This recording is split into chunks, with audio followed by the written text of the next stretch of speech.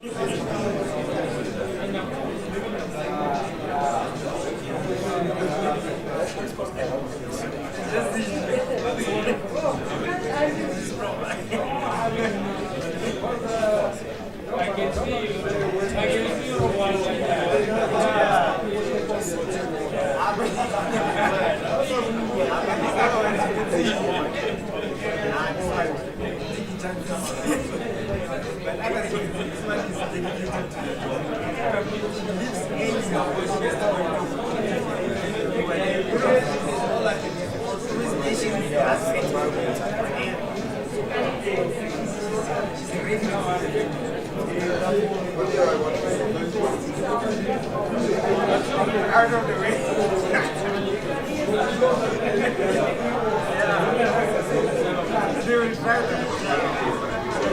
sure you know.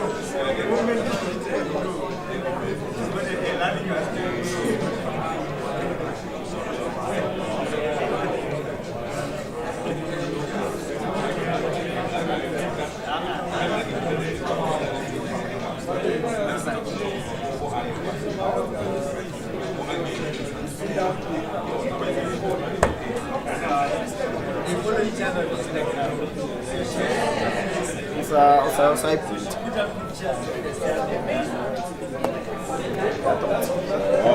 ya ngibonile mayitshentsha nyana.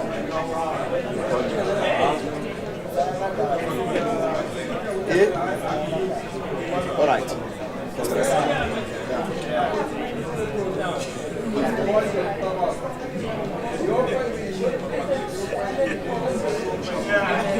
You don't understand.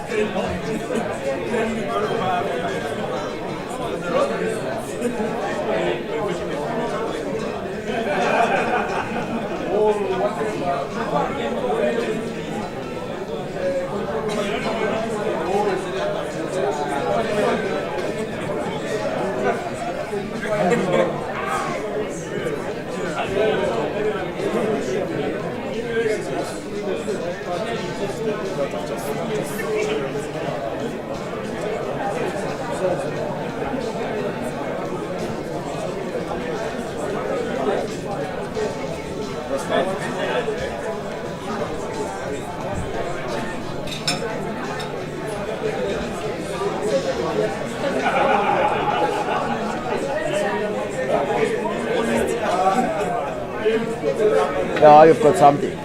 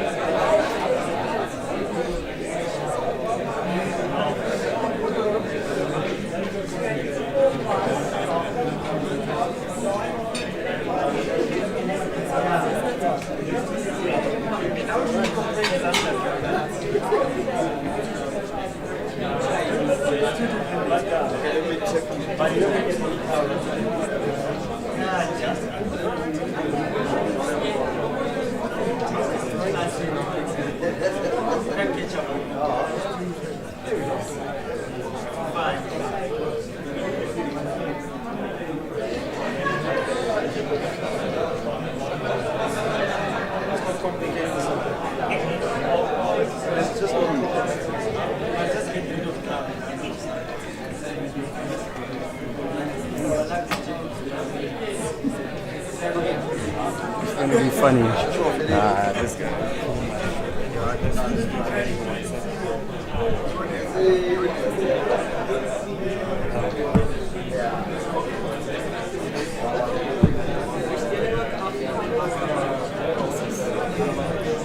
I'm sorry.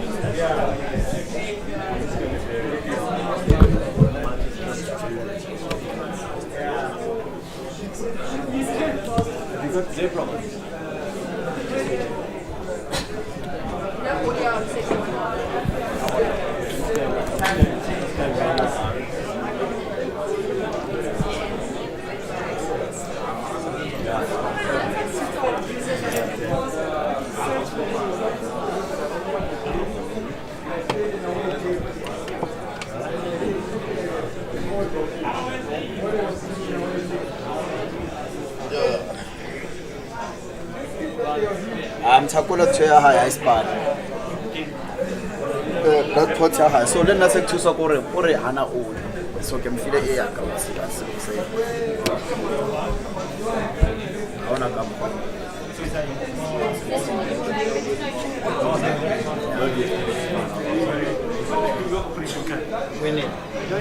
ya tata le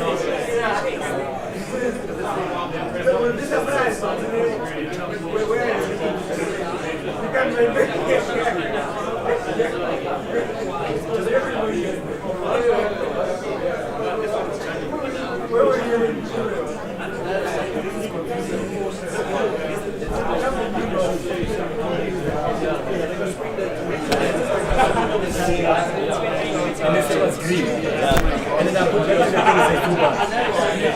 I don't know, maybe it's just a green. Like 2 hours before rehearsal.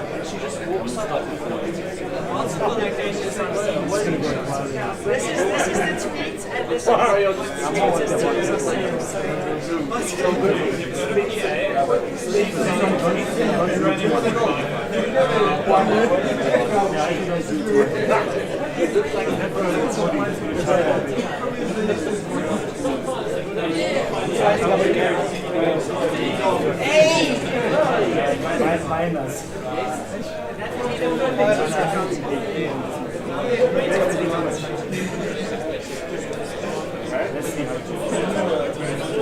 North Korea missile coming your way. Let's play a game of tag. Tag I think I know. NFL, whatever. Funny thing is, everybody My me. You're still me. You just off the six.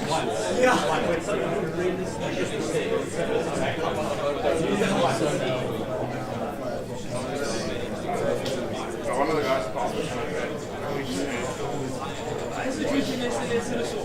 Shiny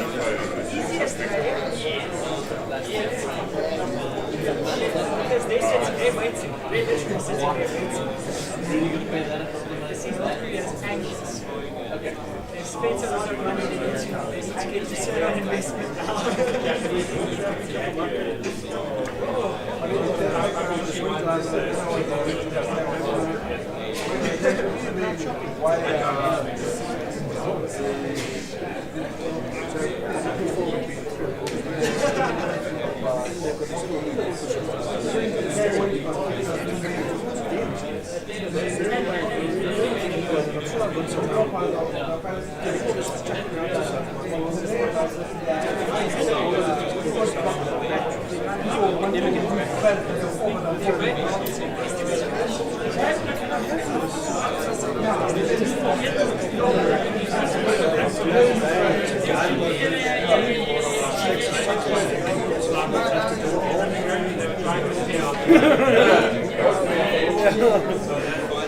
I find my big one. I said, can you look what I found? I doesn't work.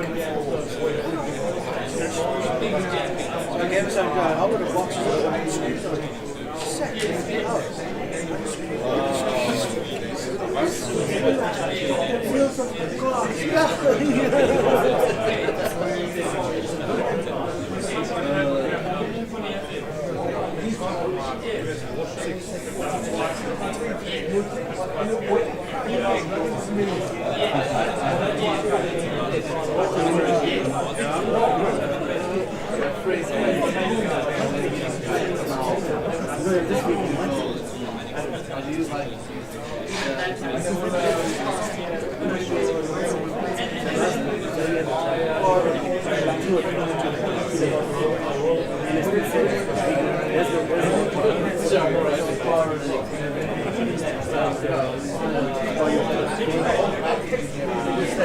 Yeah, I just said, let's leave that one for me.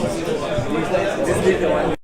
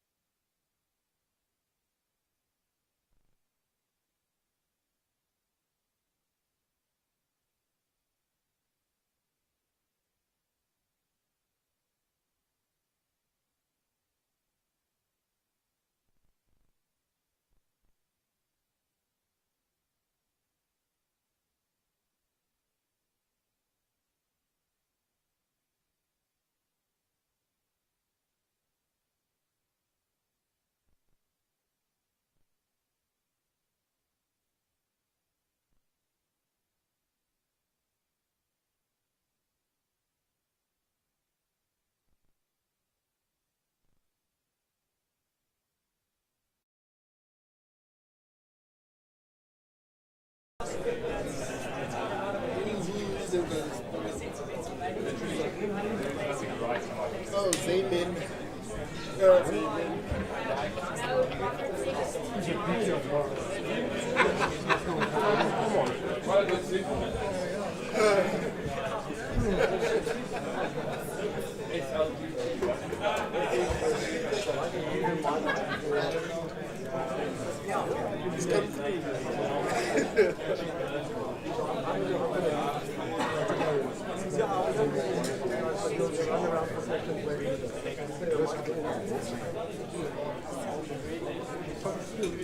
Ah, no worries, bro.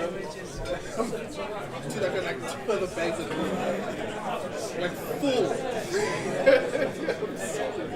Open invitation, man. Like when I get into the shop, like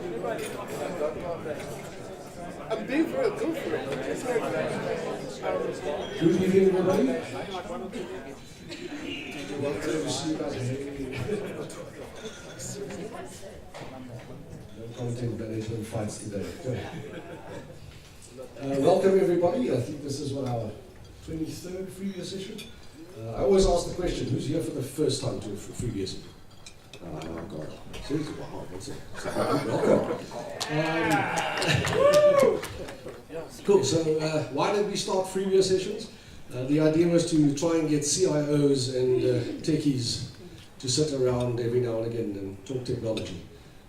Unfortunately, very few CIOs actually join us. They always say they'll be here and then they send their architects. So, but we're happy with that. We've made the event kind of grow on its own.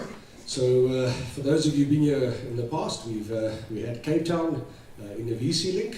We tried this time, we're going to try something new. So if you actually YouTube, there's a channel right now where we hopefully will be streaming the event live.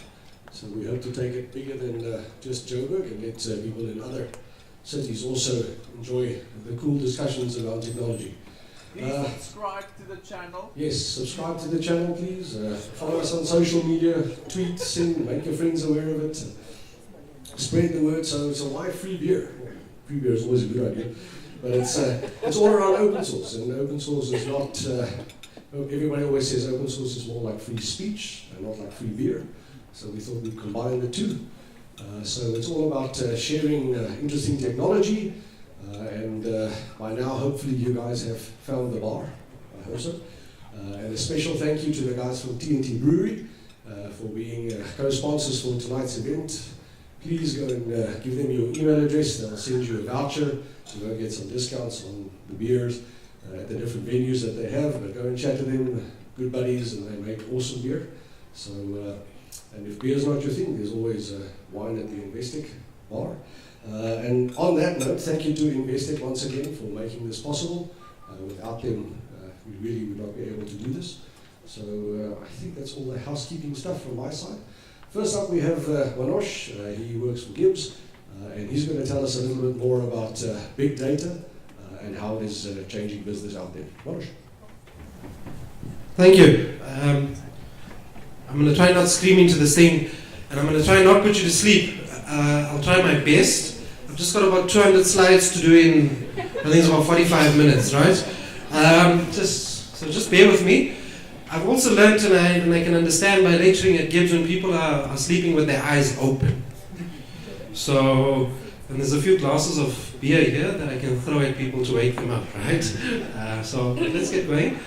When Angela asked me to speak here, I said, no problem, because I saw free beer. Okay? And what did my wife say? Are you going to be drinking? And I said, yeah, you're not driving. Okay, so good wife. I think she still loves me a little bit, right? And I hope she's streaming as well. We're hoping. She's in the parking lot. Oh, she's in the parking lot. Yeah, there we go. Okay, so they asked me to talk around big data. Big data, small data. I don't know how we're going to describe this thing any longer. It's a buzzword, right? That's what it is. But it's a buzzword that matches to business, and I'll defunk some of the stuff here. Hopefully, I'm going to take a completely different angle, and it's the business angle that I'm going to take on this here. Because I think what happens in business is we hear these big words and we start running. We start running towards them. The big word this year is AI, or those two letters, right? Artificial intelligence. I mean, that stuff has been around. Let's just be honest. It's just coming out now because people are talking about it, nothing else. So I'll talk about big data and its impact on business. But before we even get there, I generally like to put up two sayings. And we're going to adhere to this one. If we have data, let's look at the data. If all we have are opinions, we're going with mine. Full stop. We're happy with that? Cool. I'm not taking any questions from the crowd then, okay? So you better come with data. You better come with evidence. But I think from a serious point of view, from a business perspective, this starts mattering. Is that data is becoming the new raw material of business, okay? And because I've got a little bit of power, I'm just going to amend that and modify it a little bit. Is that data is the raw material of business. And I think if we start listening and understanding what does that mean, just think of a manufacturing line. If there's no input, forget about an output. Forget about this widget that you're going to start trying to do. But where did this all come from? Let's start understanding that business started reading business press. So I went out and I started looking at a whole bunch of top newspapers and articles that generally come out. The Economist. Look at the title there. The world's most valuable resource is no longer oil. Anyone bought oil shares? Sell. Now. Sasol? There's a Sasol people smiling at me, right? Okay.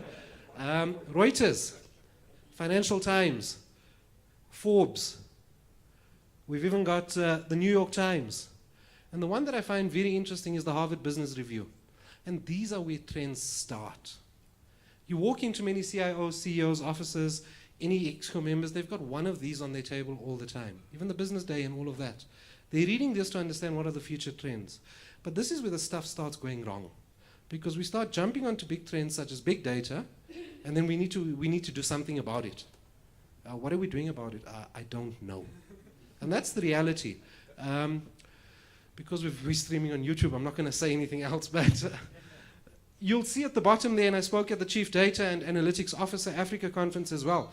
And that goes global as well. And you know, there's all this talk about big data and analytics. But what exactly is business doing? Where is the value? For me, in business, and we can talk about this openly, and I say it quite openly, is that value for business means make me more money. Full stop. Okay? If we can't add value in terms of bottom line, forget about it. Where are we going to get those investments from? And that's the harsh reality. And in Malaysia, they had a whole week for big data. And I'm still trying to figure out what would they have spoken about for the whole week. Okay? But anyway, you can see this has been trending, you know, globally, and I think it's becoming more and more and more.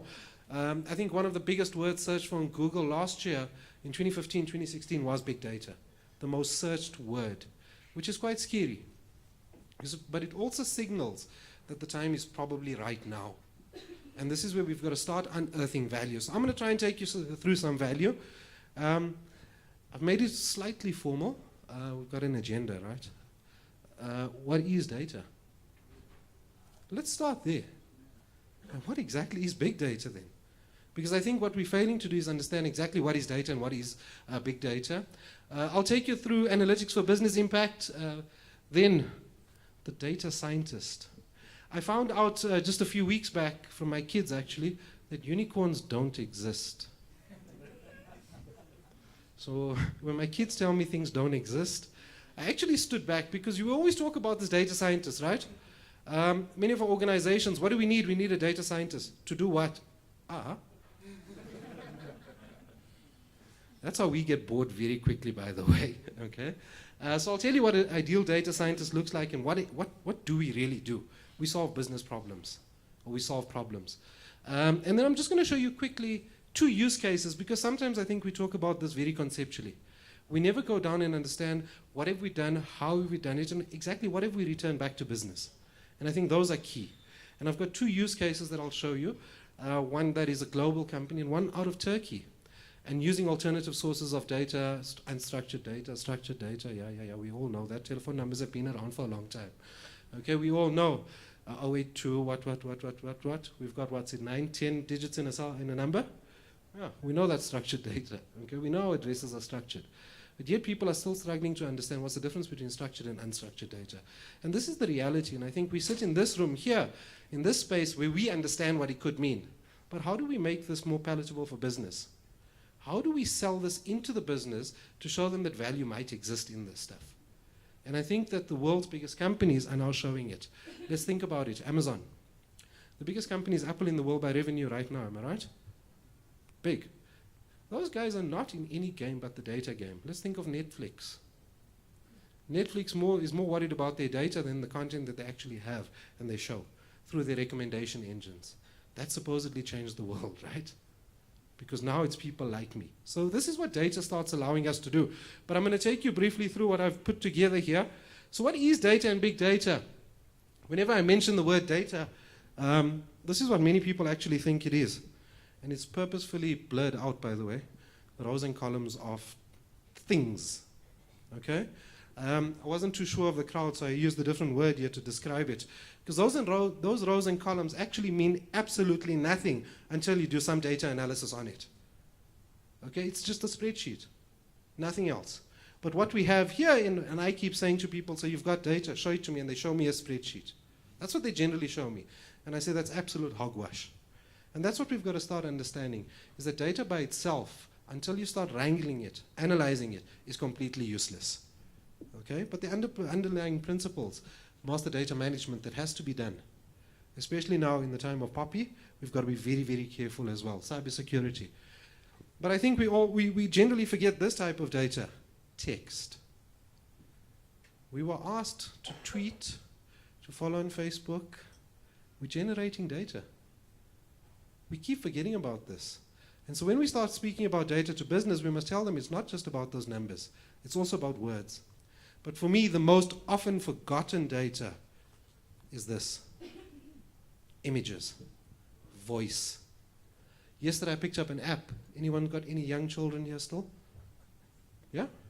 There's an app that if you download, they've managed to classify 4 types of cries. So when your baby cries, it listens and it tells you exactly what it is. Change, nappy, feed, put to sleep, or it's too stimulated. But where did they start getting this stuff from? Data. Okay. So the world is changing fast. I don't think any one of us can deny that. But I think we must broaden our definition of what data is. For me, data is almost anything and everything. But more importantly, it's numbers, it's text, it's images, and it's voice. And I think we must start appreciating that we can start analyzing that sort of stuff right now. And then this slide here I put together to show you what we're doing on a daily basis. And these stats are probably old. They're from the end of October 2016. They've changed. Let's just look at this one. Number 1, enough information is consumed to fill about 168 million DVDs. By the way, this is in 24 hours. Okay? I think I've contributed to number 2 today. I did some work. You know, we often confuse sending emails with work, right? So there, 294 billion, plus minus 2 million blog posts. Number 4 bothers me a little bit. 4.7 million minutes are spent on Facebook. When are we working? Let's not ask that, and let's not talk too much about it. Number 5, just under 900,000 hours of video are uploaded on YouTube. These are all sources of data for people like myself. Okay? But the harsh reality is that many of us don't understand that. Many of the businesses don't understand that you have a richness of data that we can extract, richness of data that we can start putting to value. So these stats here, like I said, are old, and these things change on a daily basis. And yet, whenever I go and see people, they say, we don't have data. What do you mean you don't have data? And I show them these numbers. It's there. Yet, the problem that exists is, do we have the skills to mine this data? Let's start there. The basics. We don't. Okay? The data analytics skills. I don't need to tell anyone in the room that we have maths and stats problems or mathematical problems in South Africa. We've got a shortage of the skill. Number 3, for me, is the next biggest point. Understanding what it means for my business. Otherwise, data is just data. Can I tell you what many of my colleagues complain about? People put them in corners to just analyze things. Analyze for what? What is the problem I'm trying to solve with maths, stats, and doing data science, for example? And I think we fail to understand that all maths and stats and data science, whatever you want to call it, data analytics is ever going to be, is an enabler. It's going to enable problem solving. That's all it's ever going to be able to do. But I think the fundamental question in the age of big data has shifted. The fundamental question shifts from what do we think? You know, that sort of stuff. Thumbs up, no? Gone. No more gut feel. Now we're looking at to what do we know? And when we talk about what do we know, it's about what is the evidence and the data actually showing us. But I must put a caveat on that. And I must say this now. Nothing replaces experience in business. Nothing. Okay? And this is something I think we must stop trying to say to people is, listen, you know what? No, you can come into a managerial level, an executive level. Listen, you've got to do the hard time. Gray hair generally starts showing, losing your hair, wrinkling early, and I'm just looking around the room and people are like, yeah, got it, right? Cool. I've got two numbers up there, 95%. As someone who understands stats, I think I understand a little bit of stats, but 95% of all data that's ever been analyzed, or the data that we analyze, is actually resides internally in an organization. Yet, only 34% of companies globally recognize that. Many companies, the first thing they want to do, run outside. Why? You've got data internally. What are you doing with it? No, don't touch my data. No? What am I going to do with that then? What are you doing with it? No, we're just keeping it. Keeping it for what? Okay? So let's start understanding that the most valuable resource actually sits internally. Yet 34% of companies globally only realize that. And how much data are we collecting within our organizations right now? And that becomes the big problem for me. So I think the data problem doesn't exist. We've got the data. It doesn't need to be in huge amounts. I think big data is ill-defined, and I'll show you why I think it's ill-defined as well. But I often get asked, Manoj, what is the ideal stack that we should have? Now, let's just look at this. This is the offerings for big data in 2012. Let's fast forward to 2017. You choose your poison. That's all I can say. Okay? I think this is scary because the options are massive now. By the way, you can see it's blurred, and I do blur these slides purposefully just to show you that much of what has happened has changed in the last 4 to 5 years. Okay, and it's going to change at a rapid pace moving forward as well. So I think we must be cognizant of this, and I love having these conversations with people. What's my ideal stack? I just tell them, throw a dart. That should help. Right? It's got to be fit for purpose, and you've got to go through a process. What does this mean for business? And I think we must understand that maturity has been reached. Okay? When you see so many players in the market, maturity has been reached. What do these guys do? They compete on price. And what does business do? Go for the cheapest. That's what we generally do. We go for the cheapest. Okay? But there's also been a trend and a change in trend from infrastructure, developers and software engineers, to analytics, data scientists and analysts. From data scientists and analysts to application, business users and consumers. How do we make data more palatable for business users? How do we make data more palatable for the CEO? That they can actually make a decision, and that's what we're wrangling with at the moment. To be able to understand and show them value. Because value for them is sitting on the ROI. But I think these trends here, and I think we're reversing a little bit. There's a huge demand for developers at the moment. So we're actually going full circle again. And we've got to start understanding this. But I think the bigger trends in big data are sitting here. Because now business is questioning, what is the value of the investments I've made in anything called big data? And that matters for business specifically. So if we fast forward here, is that big data, and here's what I think is a succinct definition, that while size of data is traditionally the hallmark of big data, okay, that the term is poor and maybe better rooted in understanding that big data is about the capacity to search, aggregate, and cross-reference data sets. In other words, size does not matter. Got it, guys? Yes? Yeah? Who's disagreeing? Gentlemen, got you, right? You know, in big data, there were the 3 V's, the 4 V's, and then I decided, there must be a 5th V. I mean, everyone's going with the V's, right? So you might as well join the pack here. So I've always said that big data is always about the V's, and people understand the V's, the volume, the velocity, the veracity. But where's the value in this? Because that's what really matters here, is that we can talk about these things conceptually, but where's the business value in all of what we're talking about here? But when we talk about business value, and I alluded to this earlier, is that business value here is make me more money. That's what business wants to see. This is what business wants to see, is what's my ROI? Okay? Where is the big data return on investment? This is being seriously questioned out in the market right now. Many people, even though they're talking about this stuff, are saying, where's the value? And what have we defaulted to do? And say, oh, where's your data scientist? It's their fault. Okay? But when we go and speak to the data scientist, the guy is sitting in the corner saying, hey, guess what? They didn't give me a problem to solve, so what must I do? Can we see we haven't thought through this thing properly yet? And this is what I've been trying to put out there into the market is, listen, this is not an event, it's a process. It's a process that you've got to be able to, willing to be spending the next 3 to 5 years in. Because when we look at the numbers at a global scale, and I've used dollars here, is that your initial investment, for every dollar investment, you're going to get 55 cents back. But over the 3 to 5 year period, on average, what we're seeing is at least a $3.50 return on investment between 3 to 5 years. But what happens in business? I put something in now, I want something back now. But that's been driven by us. Just think of us as consumers. You want it now. You don't get it, what do? Facebook, Twitter. Yeah? Yeah? That's what we do. We're the drivers of this. We want rapid decision making, but yet I'm sitting back and saying, yeah, we can want this, all of this, but your return on investment is going to take at least 3 to 5 years. Who's going to put money in a loss-making situation? So we've got to start doing this in a small proof of concept, proof of value phases. I've started dropping this whole term of proof of concept because I think it's about proof of value. And listen, big data and data scientists are not for every organization, and that's the reality. And that's something that I think business needs to also understand to a large extent here. So, analytics for business impact. Why analytics? These numbers scare me.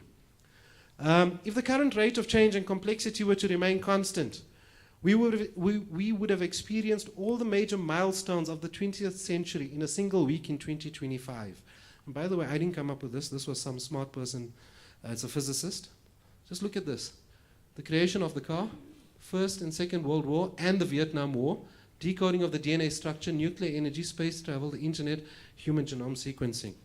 I don't know what you're doing in that week in 2025. I'm going into a bunker. That is the rate of change. How does business deal with this?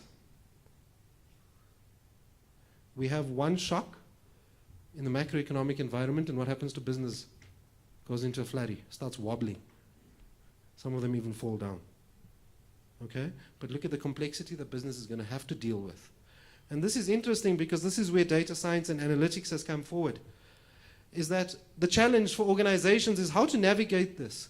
How do you build strategies that are resistant and resilient to all this complexity? So build strategies that identify the trends of the future. And I say this with all due respect, that analytics is only postulated to be the answer. We don't know if it's the answer yet. Okay, and we must be careful. We're never 100% sure of the future. So identification of trends, both present and future trends. And this is what data really starts allowing us to do from a strategic level. When I speak to many of the senior execs and I show them this and they start getting worried, because then you can take out something that's extremely topical about something that happened in the political situation today and say, what did that do to your business? What did that do to your share price? And then they start worrying, what about all of this other stuff that we're not even looking at? And I think that for me is really important for business, is how do you navigate through complex times? Let's be honest. All of us sitting in this room understand what complexity is in the environment. And we struggle with it. How many of us are being able to keep up just with the tech that keeps popping up? And I've just defaulted into, I'll hear about it, hopefully. Hopefully it won't affect my life. I've got 3 young children. I think my 7-year-old knows more about the iPad than I know. Okay? Huh? I mean, the other day I told him, listen, he shows me something on the iPad. I'm like, how did you even get that? But can you show me, please? But you understand? So I think we must start appreciating that the world has changed. Okay? I still need to print out stuff to read it. Old school, right? But they're ready for that stuff. And I think from my perspective, and I keep telling my wife this, is that we've got to give them these things, unfortunately, because otherwise we're putting them at a disadvantage. Reading. We've got to get the Kindle. We can't read on it. Doesn't mean that we should be disadvantaging them not to be able to read on it. And that's the harsh reality, unfortunately. So what analytics is postulated to do is a big strategic word, competitive advantage. but it's only postulated. And I'm saying that, so if anyone says, but you didn't show it, I said I didn't promise to show you anything. I just said it might help. Okay? So we must understand where big data is coming through. It's providing us with some evidence. And by the way, even the statisticians, if any statisticians are in the room here as well, will tell you that no statistician worth his salt will ever be 100% sure. At best, they're 99.9%. Why? Because that one thing always happens, right?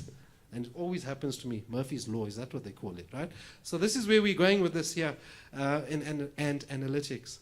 So I think the time for analytics has come, but what's changed, and I'm just going to bring all of this up at once here, is I think we can't deny that we've had an increase in volumes. We're always connected.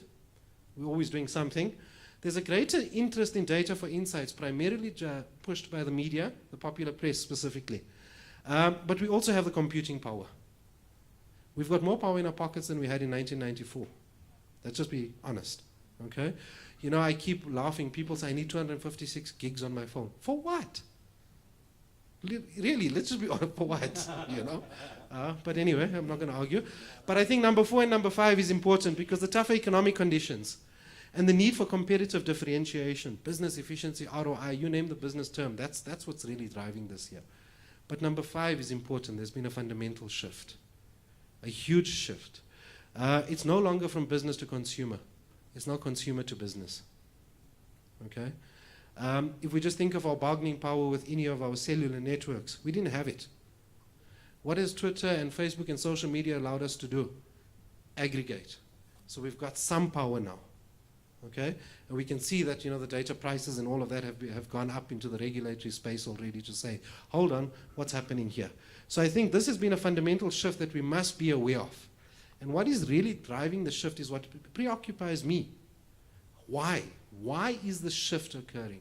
And yes, I do have a bias and I'm going to be open about it, but I think the big shift is because we have access to information now. Okay, and information that we can glean out of the data. And if we're smart about it, we'll be able to unearth a lot of value for business. So this is where I think analytics has come along. By the way, the maths and stats that we use in data science has been there for the last 150, 200 years. I don't know how much further it goes back in history, okay? Nothing has changed there.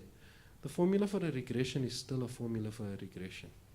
It's just now something can happen quicker. That's it. Nothing else has changed here. I put this slide here because I think business is stuck in descriptives. This is where business is stuck. Descriptive analysis, analytics, what has happened? This is where business intelligence generally comes in. You know, we aggregate what we see and then we try and explain what we saw, but that's gone. Yesterday is gone. That's finished. What we need to start moving, and I think business is moving into it, is predictive analytics. I hope you like my little crystal ball there, because that's really what it is, okay? It's what could happen in the future based on previous trends and patterns. What's the fundamental assumption? Fundamentally, we expect the future to behave exactly like the past. And that's huge. We know that's not going to happen. Okay? And I think slowly many companies are moving into prescriptive analytics. Prescriptive analytics has been there for a long time. When you're sick, you go to your doctor. What does your doctor give you? Prescription. Take 5 tablets or take 1 tablet 3 times a day. It's been there. What does the medical field and the healthcare field had for a very long time? It's evidence-based decision making. You know, your doctors asked you, how are you?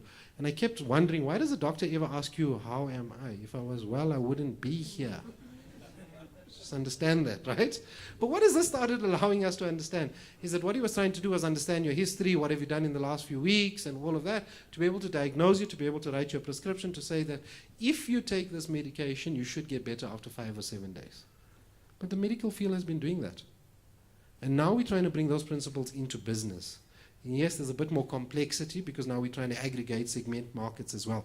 But I think this slide depicts the 3 phases that we understand currently. I just want to be completely open and honest here. When people generally talk about predictive analytics, they think that the future is completely certain. Unfortunately, life is just but a bunch of probabilities. We make fundamental assumptions every day. For us that live in Johannesburg specifically, the one fundamental assumption we make every day is when we get into our cars that the road will be there when you drive on it. I'm not talking about potholes. Okay? Many of you would have remembered from a few years back, Oxford Road, when they were constructing the Gautrain, the sinkhole. Now am I bringing up bad memories? Eh? Do you see, we're 99.9% sure the road will be there tonight when we go home, right? But we'll never be 100% sure. Can you imagine, you're driving along the road, singing, whatever you do in your car, speaking on the phone, whatever, and all of a sudden, boom, huh? How do you explain that to your insurance company? The road disappeared. What do you mean the road disappeared now? Huh? How much did you drink? No, I wasn't drinking. The road disappeared. What do you mean the road disappeared? But please bear this in mind when we talk about predictive analytics, because anyone who tells you that the future they can predict it with 100% certainty is lying to you. If you ever end up in a meeting with someone who tells you, listen, the future is there, it's definitely going to happen. You know those exit signs? You say, sir, I'll just follow that sign there, and I'll contact you. You use those deflective, because no one can tell you the future with 100% certainty. And that's what business needs to understand, is that there has to be some risk that needs to be taken, unfortunately. So why big data and predictive analytics? Because I think there's been a fundamental shift with data, is that now we are moving from knowledge to action. And this is what data really allows us to do, is we know something, but what can we do?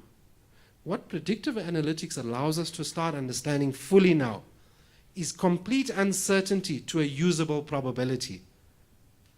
There's a 60% chance of this outcome. You can now start quantifying the decisions that can be taken by business. And this is all driven by data. Big data, small data is driven by data at the end of the day. Okay? And this is what business is to understand, and I think business is slowly understanding, is that we're moving from now being able to just look in the dark and say, okay, should we go there, maybe it will work, to saying, listen, if you do that, there's a 50% or a 60% probability of success of that choice of decision that you're making. So this is what data really, for me, is allowing us to do from a business perspective, is moving from uncertainty into usable probabilities, which I think is really cool. So why analytics for business? And here's the reality. Business intelligence, generally getting an 80% ROI, quantifiable. Predictive analytics, what we know, is giving about 250%. 250%. Cross-cutting functions and using the same measures. So we're not playing with the formula for calculation of ROI here. Okay? And this is what we're trying to figure out, is the middle part, why? And that's for us what preoccupies our minds most of the time, is why are we observing what we're observing into the future? Because that makes a huge difference for us. But these are the facts behind it. But who's going to do this? Let's talk about the data scientist quickly. So I didn't say this. Do you see it says that data scientist, the sexiest job of the 21st century? Ladies and gentlemen, I now present to you the new sexy. Cancel the gym subscriptions. This is the sexy. I've been trying to convince my wife for a few years, not working so well. Still tells me you better get into the gym and go cycling again, okay? But this data scientist is the person who's supposed to be unearthing this value for you. And this is what we've been keep saying. So when we see articles like this, and by the way, this was published by the Harvard Business Review, to say it's the sexiest job. Why is it the sexiest job? It's because there's a complete mismatch between supply and demand. And why is there a complete mismatch? It's because of the skills that are required to be a data scientist. You need some computer science, in my perspective. You need some maths and stats, actually quite a bit of maths and stats. And the last one, that you need to be a subject matter expert. But where do you become a subject matter expert? It's through experience. It's not by reading textbooks. It's through experience in business. When you can start understanding the sectors and the industries that you work within, that makes a huge difference, because you understand the idiosyncrasies that come with it. And that makes a huge difference. So sometimes I'm a data scientist, sometimes I'm not. Why do I say that? Because I don't have deep-rooted subject matter experience in every industry, in every sector. And that's the reality. And I'm not here to say, listen, I'm a data scientist for one and for all. Sometimes I don't understand the industry full stop. I can learn the industry, but you've got to give me the opportunity otherwise, right? But I can't say I've read, oh, don't worry, I read the textbook on microeconomics, so that I know this now. I've read some articles in the last 5 years, annual reports. I know your sector, I know how banking works. I don't. And that's the reality. Can you imagine now coming to me for a medical checkup? It's not going to go down so well, right? We can look at some data, but I think it's this unicorn in the middle. I need to find a different word. Someone please help me. My kids aren't going to be happy that I'm still talking about unicorns that don't exist. But it is a unicorn. You're looking for skills that don't exist traditionally altogether. And this is where the biggest problem for data and data scientists comes from. The analytics of big data, you need to be that unicorn. And this is where the big mismatch is. I've come across too many people who call themselves or label themselves as data scientists who don't understand the first principles of statistics. And that's worrisome. Because what are you analyzing? Now if I put something in here, something will come out. No, Chief. Garbage in equals garbage out, no? Let's just remember that, okay? So we must just be careful when we do this. We must always look at it with a pinch of salt. But what do data scientists really do? We take your Chappie wrapper information. You remember those yellow Chappies? I don't know if they still sell them, by the way. The did you know? That's interesting. What are you going to do with did you know now? There's nothing you can do with it, right? So it's interesting. It's nice to know. It does not help you make informed decisions. Does not provide insight. So why should we care? What data scientists do is they move interesting data into actionable data. From insights to action, we manage to design programs, develop strategies, and achieve goals. Because why? Because we understand that we're not going to simply analyze data for the sake of analyzing data. It's there for a specific purpose, and that purpose depends on what business deems is a problem that we need to solve using some of this data. So I think that's very important to understand. I have a very simple example. I used to wear a Fitbit, and then it broke, unfortunately.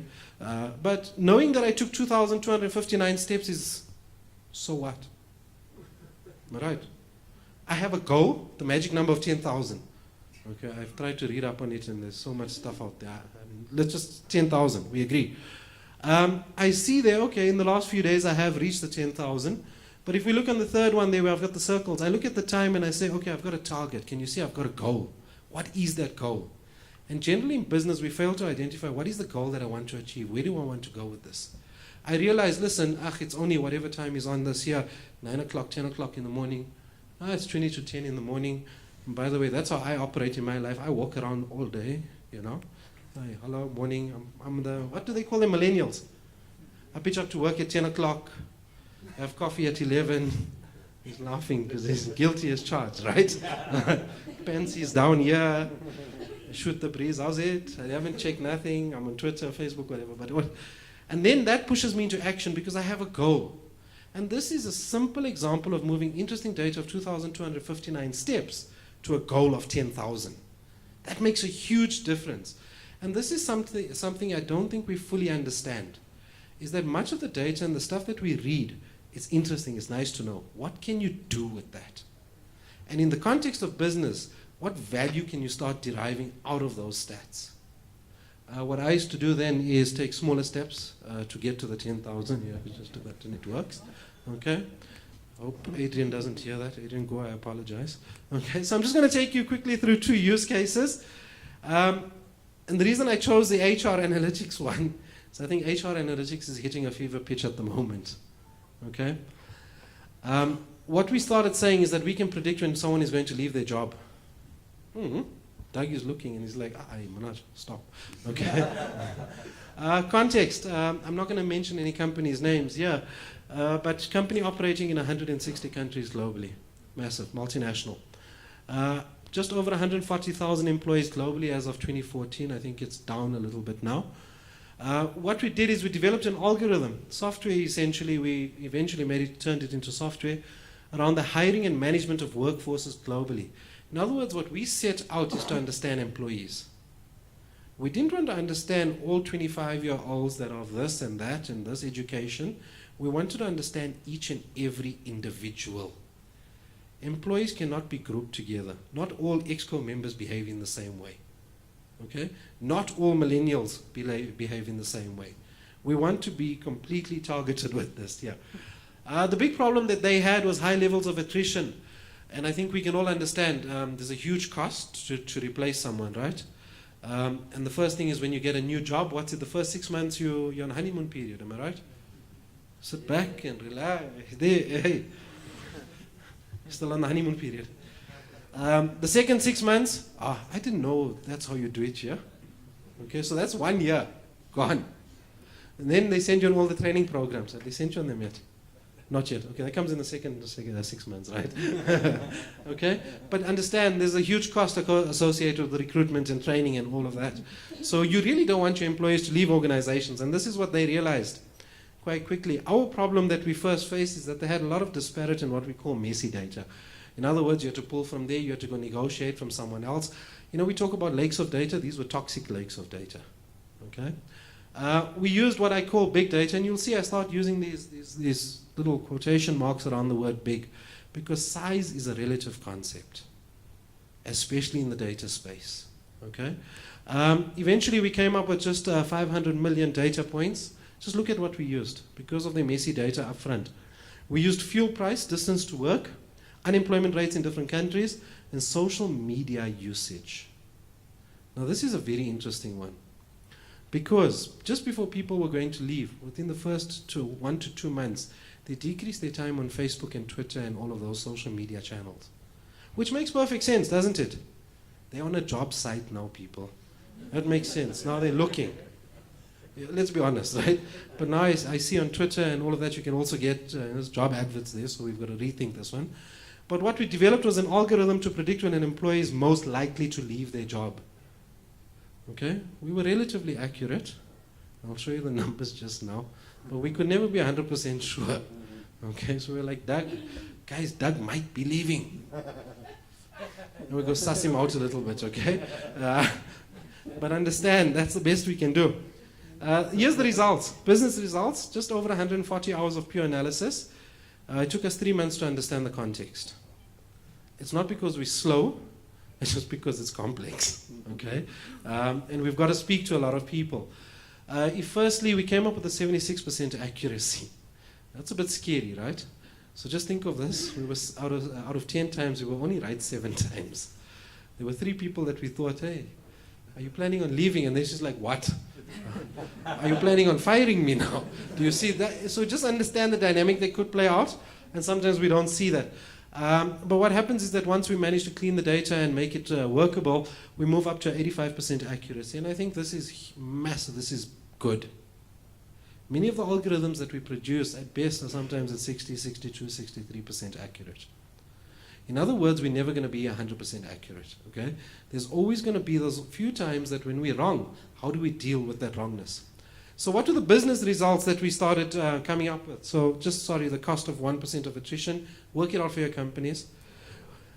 What we came up with is an old marketing term. It's about the right time, through the right offering, through the right channels. That's what marketers talk about, right? It's timing. Right time. Understood when an employees were likely to leave. The right offering, why were they looking to leave? And here's the reality for many HR practitioners, is that how to retain, it's not always about money. Not always, which is quite shocking for many of us, okay? And through the right channel, how to communicate. This for us was very important because the world has changed. No, it's no longer B2C, rather C2B. And when I started speaking to the HR people and saying it's about C2B, what does that mean, Manoj? It's from your employer to your business. You don't dictate terms and conditions so much any longer. Why? Because in our private lives, we are king. We drive that. We want companies to listen to us. And this is fundamentally changing, and we can start seeing this in the data. The next example I'm going to show you is, this one is in insurance. Anyone tried to dupe the insurance lately?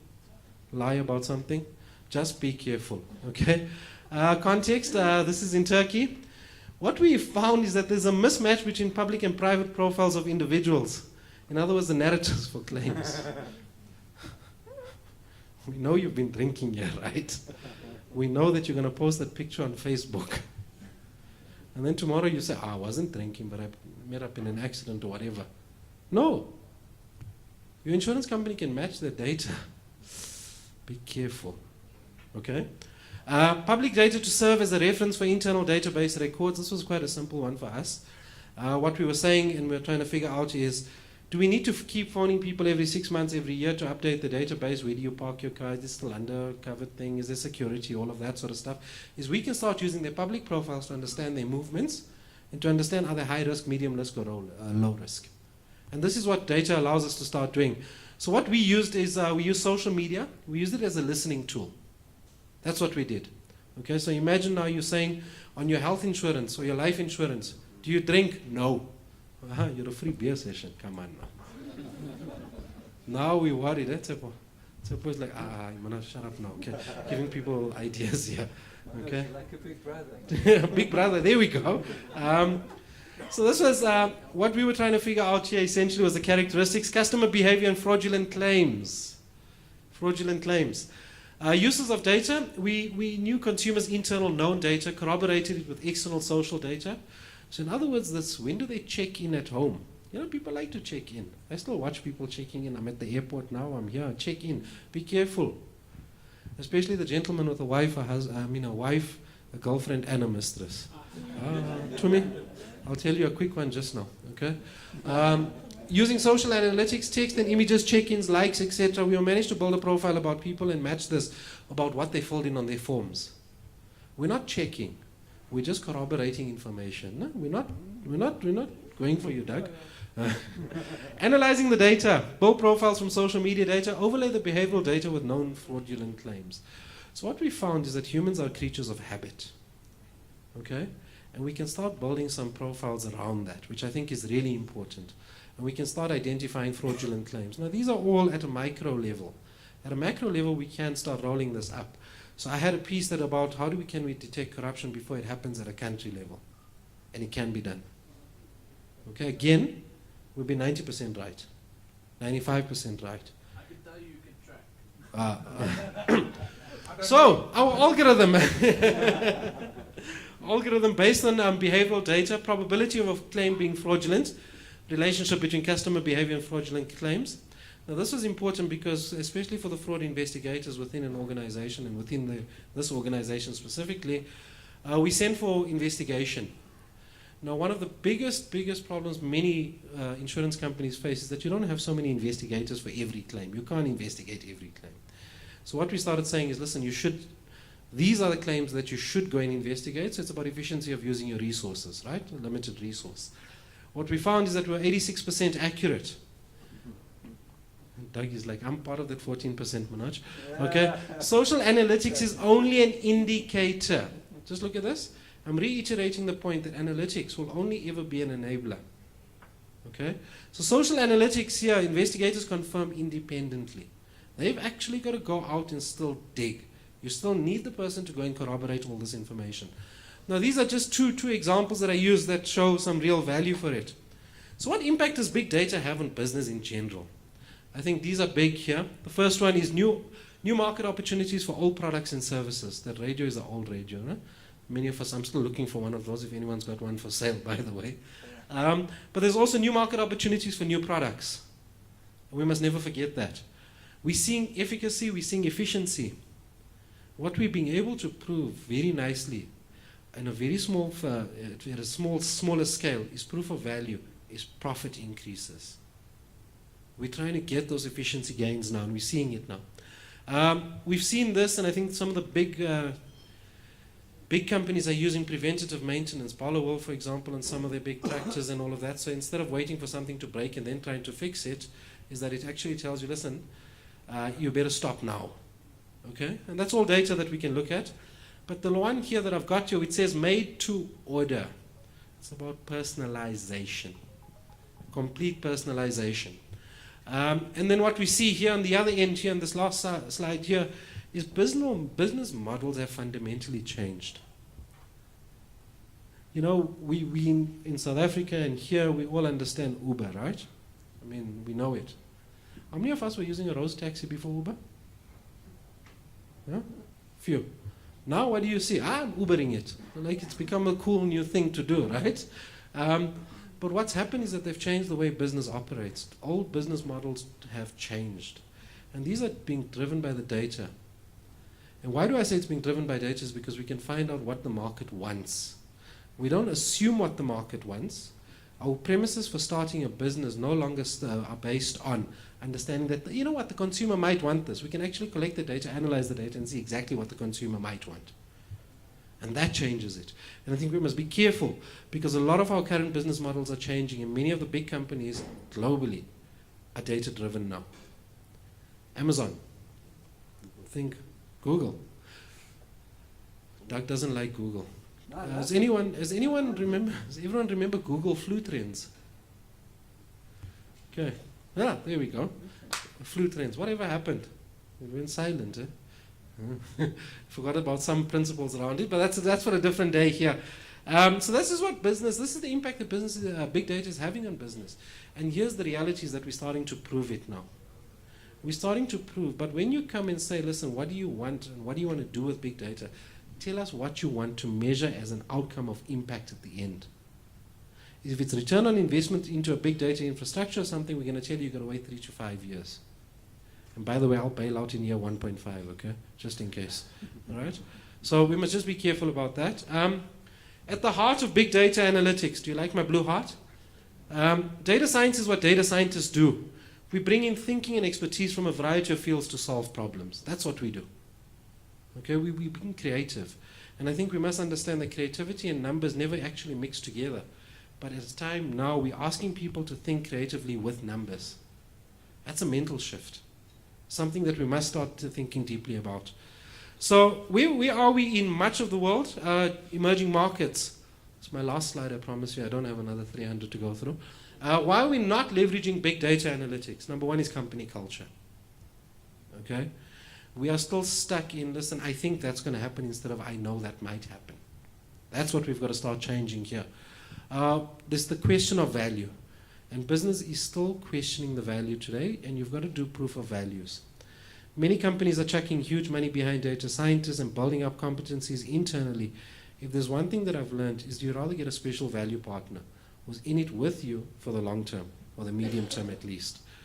Innovation, we're saying no before even trying. We're losing what we always thought would be the first mover advantage. This is what's happening in this space here. Leadership. More data does not lead to success. Doesn't mean go and collect more and more and more data. We've got enough data internally.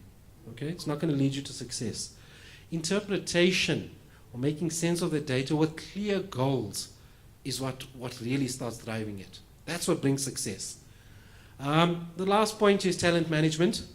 As data becomes cheaper, the complements become more expensive. It's an all economic principle. Okay, the data scientists with a business understanding becomes central. Do we have the skills? What skills do we need? And what is a data scientist? We can't talk about big data and not about the data scientist. And number two, I think, is even more critical, is problem-solving skills. Logic and reasoning. I normally, and I see there's an ex-student of mine in the room here, so I'm not going to bring up an example. But I normally put up an example of 4 cards and ask people to choose cards about, and it's got a little problem statement above it. The sad reality is that many, many people fail the basic logic test. It's the sad reality. Because how many of us would like to be told you're illogical? You don't know how to reason. Not many. It hurts, right? But we've got to be able to understand that that's what problem-solving skills require. Logic and reasoning. The ability to know how non-traditional and traditional data sources can assist business, and really about derive and drive value. It's not just about deriving value, it's about how do you drive that value. And I'm going to leave you with the 4 M's again. Make me more money. That's what business wants. Okay? If anyone wants to play in the space, it's all about making more money for business and value. But business needs to understand as well. Don't come and say, I need a data scientist. I'm going to ask you for what? There has to be a clear problem and a clear goal that we need to go to. Cool. Thank you. I hope I haven't put too many people to sleep. Okay.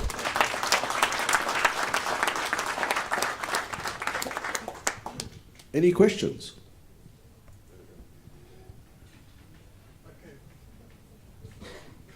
Thank you. Great presentation.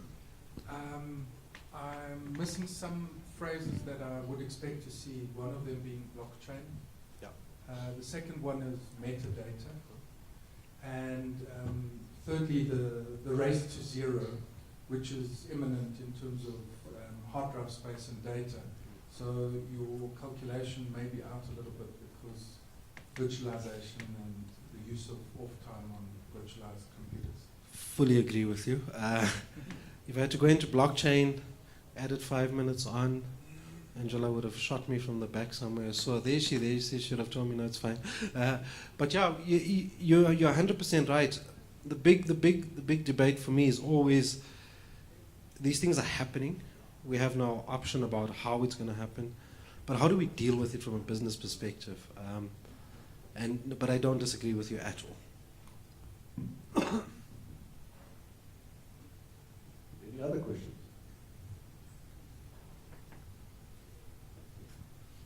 So in our company, we like to not refer to it as big data, but smarter data. It's all about how you store it smart, analyze it smart. It doesn't have to be lots. But thoroughly enjoyable. Thank you very, very much. Guys, we're going to have a 10-minute break. Let's really try to keep it 10 minutes, quick comfort break. Then we're going to come back and we're going to let the guys from TNT just share a little bit about what they do. And then we're going to have Gavin from Red Hat. So have a quick break.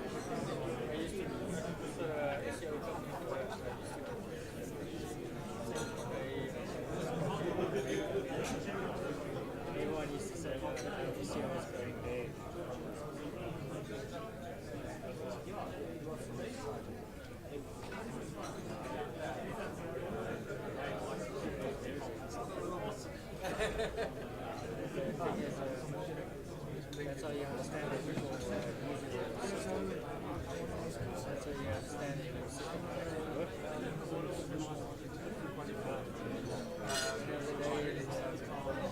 And I understand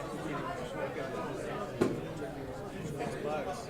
How much are you actually cost?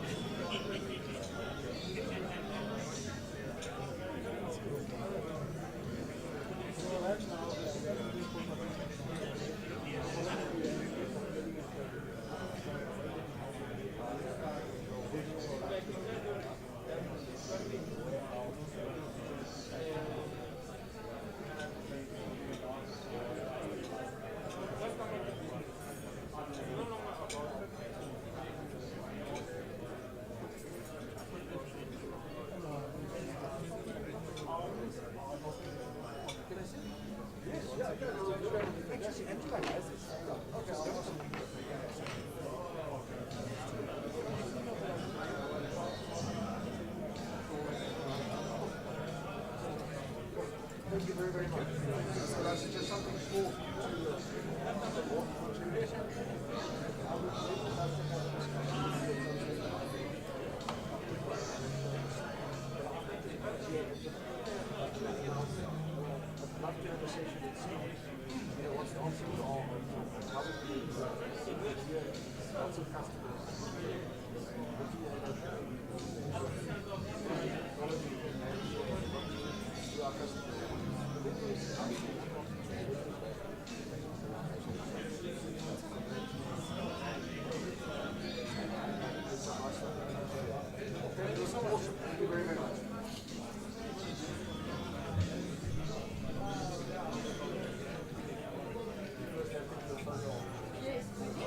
Another one.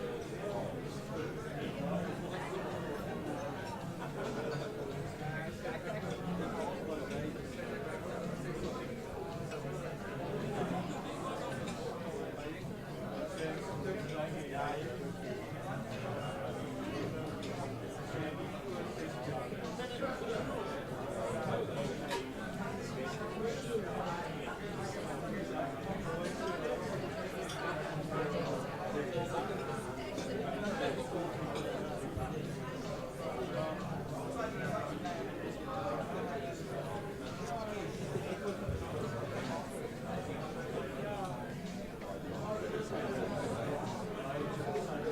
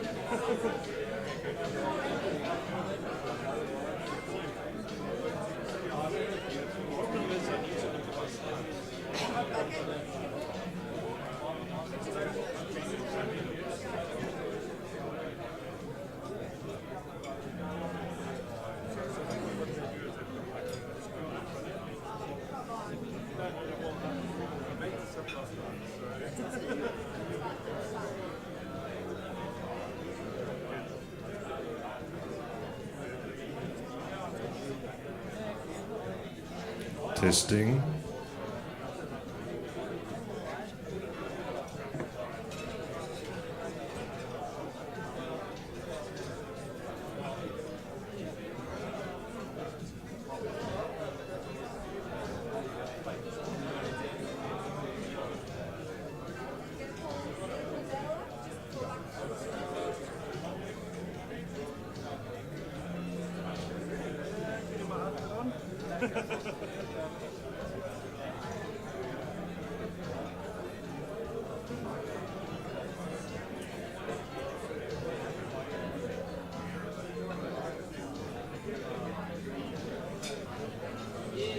We can do that, yeah.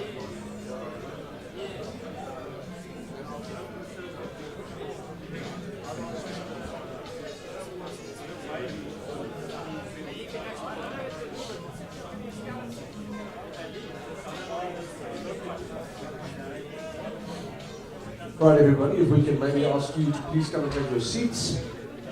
Hopefully you've emptied the necessary so you can fill it up with more beer.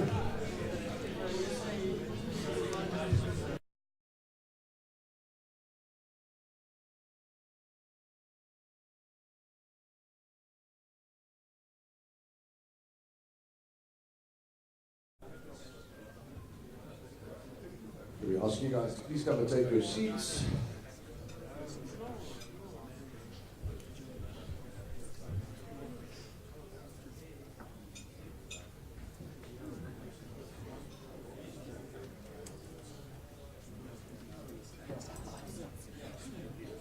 Right, next up I'm going to ask Dale from TNT Brewery to just share a little bit about what they're all about so that we can learn more. I mean, it's all about open source but also open beer.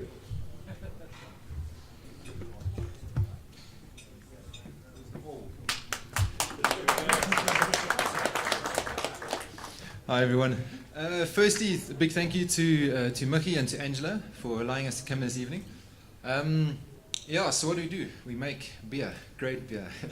Look at a brief description about us. It started a very long time ago. It was a little family thing. My dad, my brother, my uncle, and myself just messing around.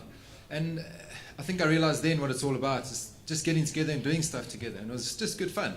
You know, chatting about it afterwards. The beer wasn't that great. And then, yeah, 20 years on, now we started a brewery, craft beer, and we realized there's a little bit of a gap in the market. Most people that have tried craft beer, it's quite fruity or it tastes like it's been dipped in like tea bag, been dipped in it. So what we decided is to slowly introduce people into craft beer. So the thing is, everyone's used to, you know, the normal, I won't say the name here, but the brands everyone knows. So we decided something that's very similar to that, but it's made, you know, with our own hands. So at the moment we have 6 beers. We have a Pilsner, a Lager, an IPA, a Stout, a Red Ale, and a Red Pilsner. And all of them are kind of light, just to introduce people into what craft beer is about and how good it can be. Currently we're in 4 establishments, mostly restaurants. There's, can I mention the names? Is it fine? So there's a restaurant in Borsgrain called Tuck and Tap. And they do our beers. There's a place in Dainfern called Black Tongue Bar. There's a German restaurant in Ferndale called Schwabinger Stuben. And there's also a place in Cresta that do live music as well called Rumors Rock City. So yeah, check us out on Facebook. We're quite active on social media. Have a look where we are and when we're releasing new flavors. In about a month's time or so, we're going to release like a bit of a spring edition. And now we're going to introducing more of the craft flavors. Cool. Thank you very much. Thank you very much. Right, next up we have Gavin. Gavin is currently working for Red Hat. Some of you that might recognize him. This is his second time presenting at Free Beer. Last time he was here, we were still working at Internet Solutions, and they shared how they built the OpenStack environment at IS. But my understanding is tonight Gavin's going to show you a little bit about his journey and how open source has changed his life. Gavin, open to you.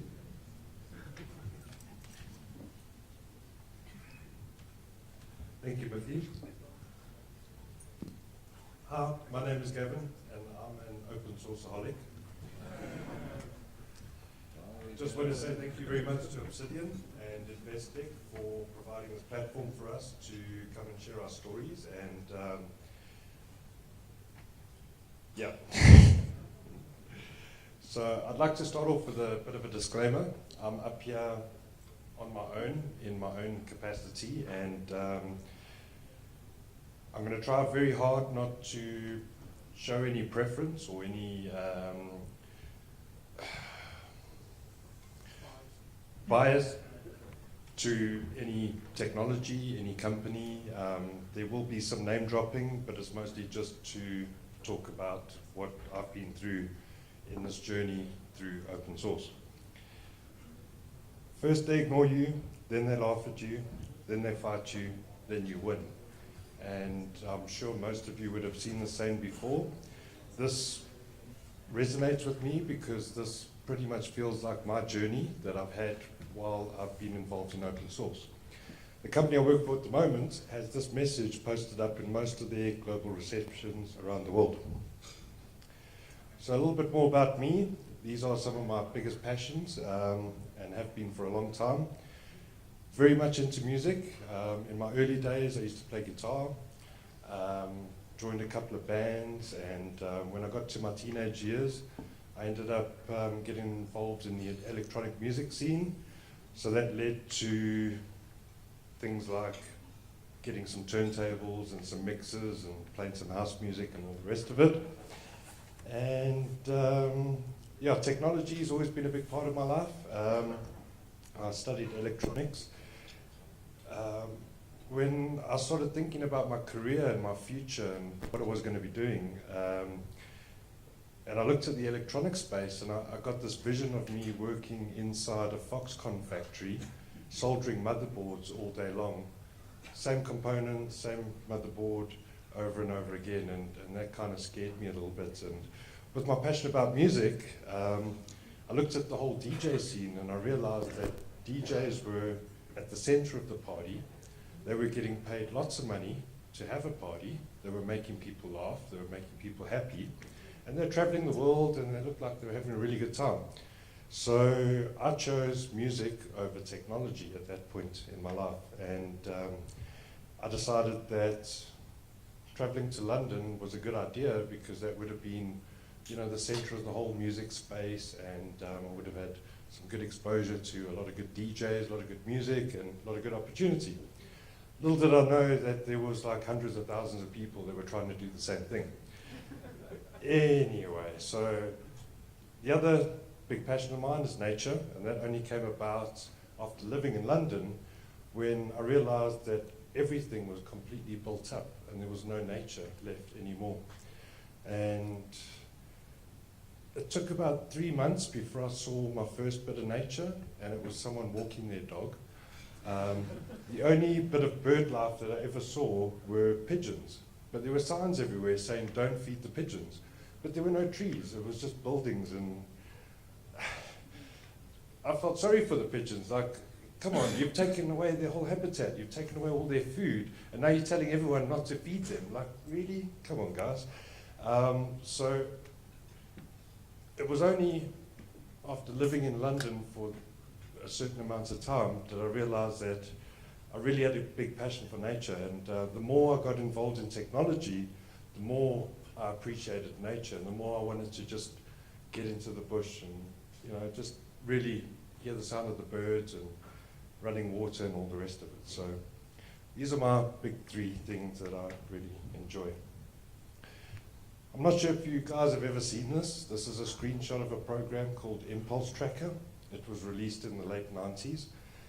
While I was traveling to London, before I went to London, my dad gave me an old Toshiba laptop. It was a bit of a brick, ran a really early version of Microsoft Windows, and this was the only thing I used the laptop for, was to compose some music. And the reason I'm putting this up here, this particular program was released as freeware, but the only way you could import your music and export your music was to pay the developer a fee in order to get a plugin so that you could import and export. And unfortunately for the developer, someone pirated this plugin, put it on the internet, and everyone then had the ability to import and export music. So the guy realized that he didn't have much of a business model and he stopped developing this.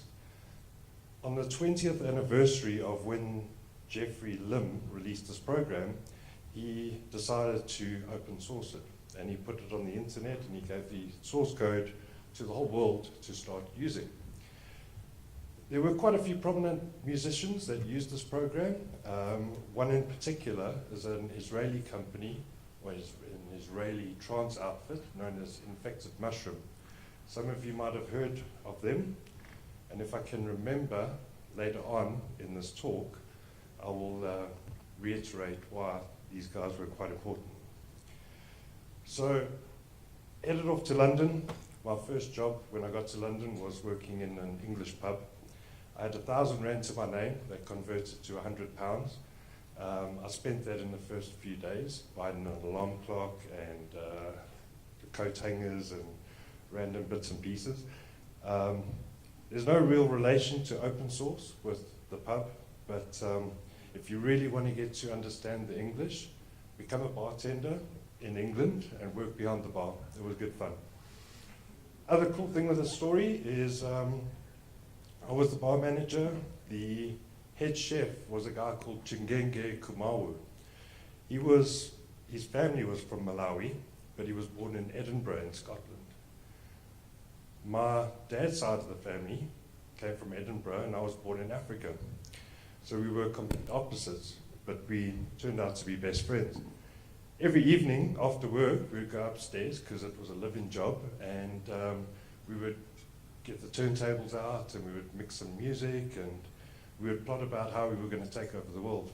And those were some good times.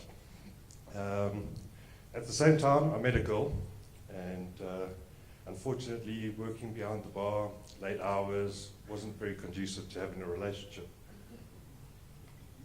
So I decided that it was time to move out of the pub and get a real job. So I joined an air conditioning company as a pre-sales, wouldn't even call it engineer, I'd say pre-sales admin is probably the more apt term. But my job was to take the variables that the air conditioning contractors brought in terms of size of room, structure of the building, where the windows were, sunlight, all the rest of it, pump that into a program, and it would produce a value based on the kilowatts required to cool that room down. It wasn't all that exciting. Thankfully, the girlfriend that I was dating at the time had two brothers. The one was a C programmer for Nokia, and the other one was a web developer for Sony.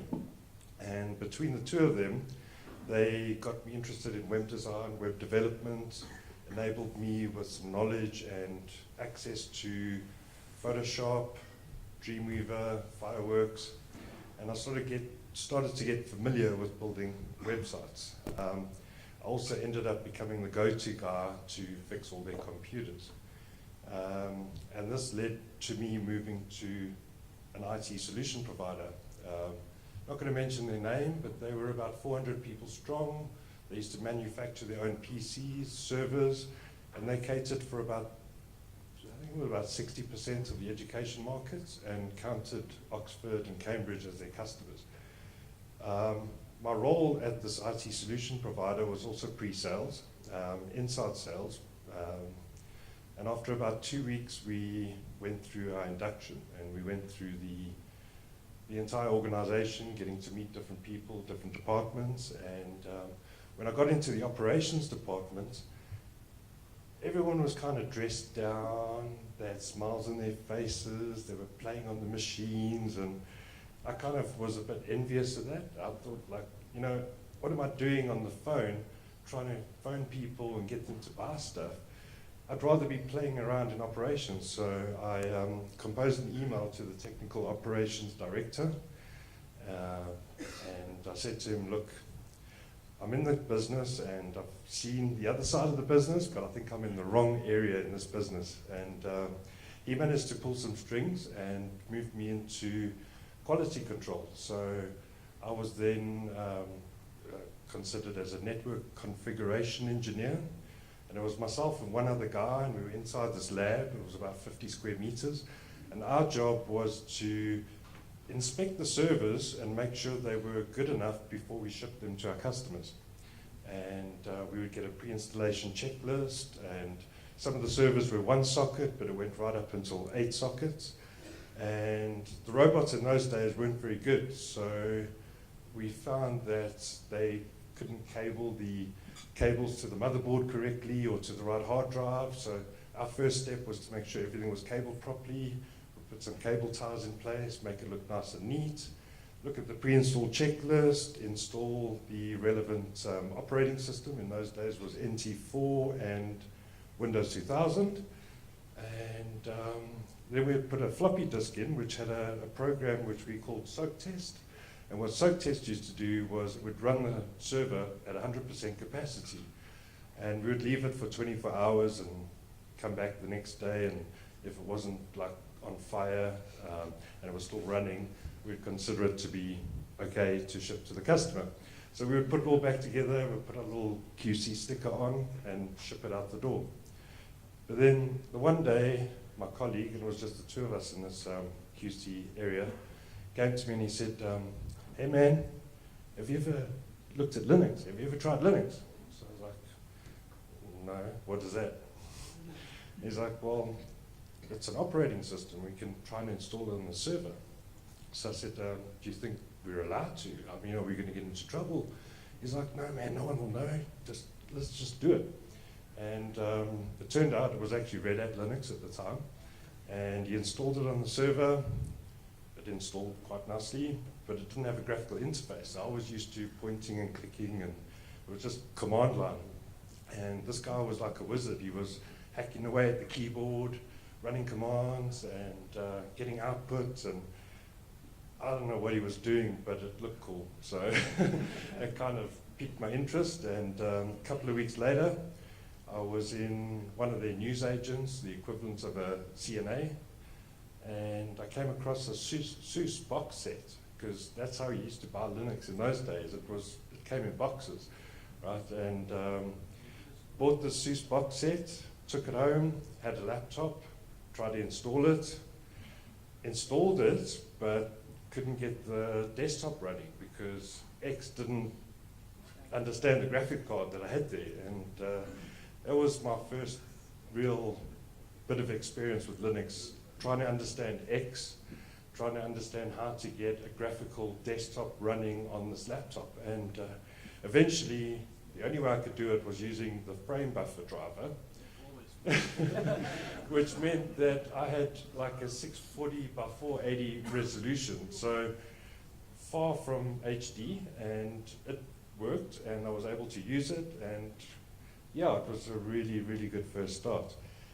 From there, I think I was headhunted, and maybe it was just a conversation at a party or something, but I ended up getting a job as an IT manager at a late .com startup that was trying to create an e-commerce travel agent. I did not really understand the complexity of what was involved with that, how much work needed to be done, and also how little these guys were paying me to perform the task that I had to do. So I was working 18 hours a day, almost reaching burnout, and yeah, needless to say, that didn't last all that long. But at that point in time, VMware Workstation came out, and I was able to run my Linux in a VM on top of Windows. And the reason I was still using Windows is because of Dreamweaver, Photoshop, and all the other tools that I depended on. Since I understood how to make websites, I started registering domains and started building a couple of websites of my own. And one of the most simplest ones I ever did, I hand-coded in HTML, was a website called easydosh.org. And I looked it up the other day. It doesn't exist anymore, thankfully. What I did was I searched to find ways to make money on the internet, like a lot of people did in those days. And I came across all these affiliate programs. And with the affiliate programs, the way they worked was you signed up, you got an affiliate ID, you got a URL, and if people clicked on that URL with your affiliate ID and bought a product or service from the vendor, you would get commission. So, single page, orange background, blue logo, had a little paragraph saying if you're looking to make money, click on these links and you can learn how to make money. And I didn't think much of it, and a couple of months later I started getting some checks in the post. In US dollars, people were clicking on these links, and I was making money out of that, and I wished I'd capitalized on that a little bit more. So when I came back from London, I came back to South Africa, armed with knowledge that I thought, made me an expert in IT and web design, web development. I decided to run my own company, run my own business, and do a bit of freelancing. And it was mostly web design, web development. The problem with that was, I'll get to the problems just now. So through that, I learned about Apache, the Common Gateway Interface, file permissions, Perl, databases, and I came across Joomla and Mumbo and Joomla. Well, Mumbo first. Mumbo was the content management system that existed before Joomla, and Joomla was a fork off of Mumbo. Mumbo doesn't exist anymore. Joomla are still releasing code, although I probably wouldn't recommend that you build a website out of Joomla today. But it was pretty cool at the time because it meant I didn't have to hand code the websites. I had a framework in order to build them out of, database driven with an application engine. The problem was I wasn't charging people what I should have been charging. Not much of a sales guy, so I wasn't out there selling, promoting. I was just going on word of mouth. So I literally was just keeping myself going. I also struggled to ask people for money, even though they owed me money. And that's when I decided maybe at that point in my career, it's probably a good idea to go back into the workplace and get a job with the company. So I joined a tier 2 ISP. At that point in time, there weren't an ISP, there was just one guy. He had a vending business, and it was quite successful. He sold it for a few million, and then decided that he was going to get into IT. And he had tasked an Australian programmer to build a bulk emailing platform so he could then monetize bulk email. And unfortunately for him, or fortunately for me, that this Perl platform was built on Linux. And like most developers, they're not really much of a sysadmin. He was looking for a sysadmin, so he posted a job on Gumtree. I found it and looked at the description and thought that was exactly what I could be doing. So I wrote him an email, and in the subject line I said, "I'm your man," and then continued. And he said to me, he said, as soon as he got that email, he realized I was his man. So I joined him. At that point in time, he had one server hosted in a Tiscali data center. He was running on SendMail on Fedora, and his biggest problem was the speed of delivery of these emails, because they were sending thousands of emails to thousands of people. So first thing I did was I switched to Postfix. It was easier for me to configure, and we improved the performance a little bit. Then, as we started progressing, he was buying more servers, and I decided to try out FreeBSD. Switching to FreeBSD improved the performance dramatically, and I'm not sure if it was because I didn't test it properly, if it was just the file system that FreeBSD used, or if it was the TCP/IP implementation. But for some reason, FreeBSD outperformed Linux in a really big way. Unfortunately, the proprietor was not very comfortable with BSD, so he decided to stick with Linux, and that's where we ended up heading off to. While I was there, I said to him, I've been building these Joomla websites, and they're quite quick and easy to get up and running. And I think I was charging about $1,000 or $2 for a Joomla website. So he's like, okay, this is pretty cool. I've got some customers. And he started quoting people at like 20, 30, 40,000 Rand for a website. And people were buying these things. And eventually I was overwhelmed. I couldn't build all these websites that he had sold. So we started employing more people, and we moved offices. And we employed more people. We moved offices a third time. And this was in the space of 3 years. So it led to me becoming more, and this is a term you don't see very often anymore, webmaster. The webmaster was the person that's not just responsible for the website, but they need to think about DNS and security, all the bits and pieces that make up the service that you're actually selling. So I got to learn quite a lot as we scaled. Around about that time when I was working for this company, Ubuntu was released, and with it being, Mark Shuttleworth, South African, Ubuntu being a very, important concept in our culture. And also it's very similar to the principles of open source. So I ran Ubuntu as my primary workstation. I still had a Windows box just for things that I needed to do. And this particular workstation was dual booting. And it was also at this time I got introduced to virtualization and containers. And this was way before Docker. The technology that we used was called Virtuoso, and it was later open sourced as OpenVZ. It's not quite the same as Docker, but it was more containers than it was virtualization.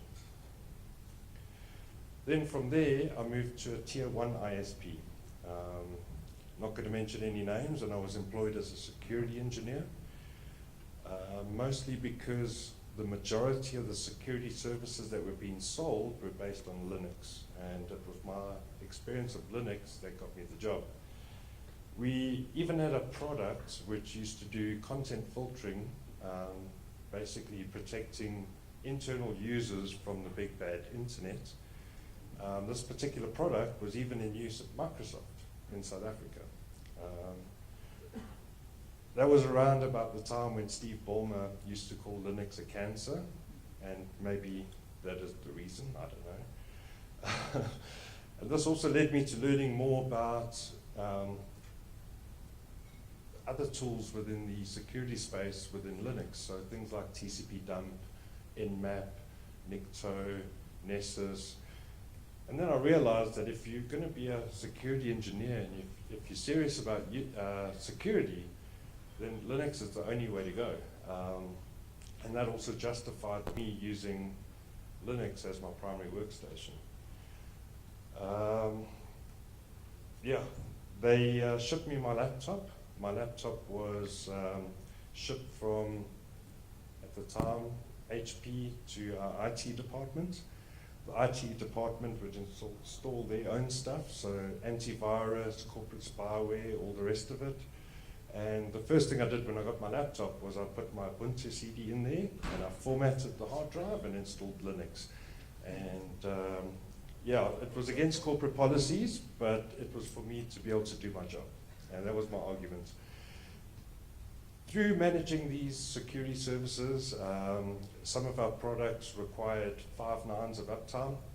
I had to investigate ways to maintain these 5 nines. So I looked into how I could build highly available infrastructure, and at that point in time, one of the technologies that I sort of found and got quite into was DRBD, or Distributed Replicated Block Device, and Pacemaker, which maintains the heartbeat and the cluster resource management.